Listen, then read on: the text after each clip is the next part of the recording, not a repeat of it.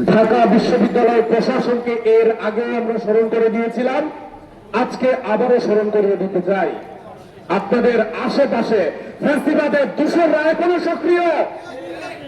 ঢাকা বিশ্ববিদ্যালয়ের ভিসি অফিসে চাকরি করে একজন এখনো ফেসবুকে আওয়ামী লীগের পক্ষে বয়ান তৈরি করে, সেই লাভলু মোল্লাদের বিরুদ্ধে আপনারা কোনো ব্যবস্থা নেননি।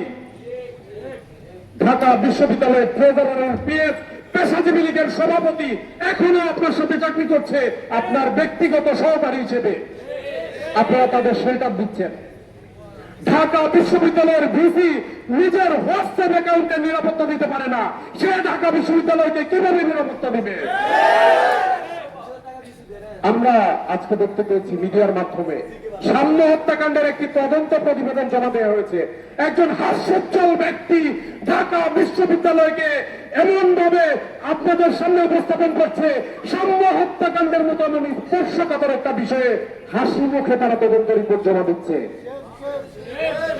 এই লজ্জা কাদের? এই লজ্জা ঢাকা বিশ্ববিদ্যালয়ে।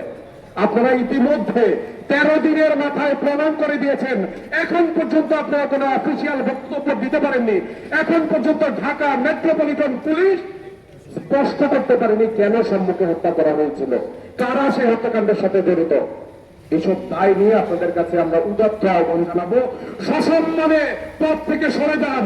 ছাত্রদল যদি আপনাদের সামনে আসে, ছাত্রদল যদি আপনাদের ধরে, আপনাদের এই সম্মান আর থাকবে না।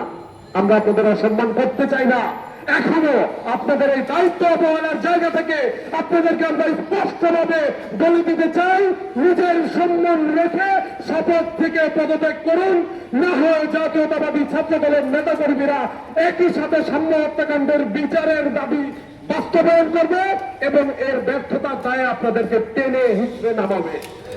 এবং আমাদের ক্যাম্পাসের নিরাপত্তা যদি আপনারা দিতে ব্যর্থ হন, আমরাই আমাদের নিরাপত্তার ঢাল হয়ে দাঁড়াবো। বাংলাদেশ জিন্দাবাদ।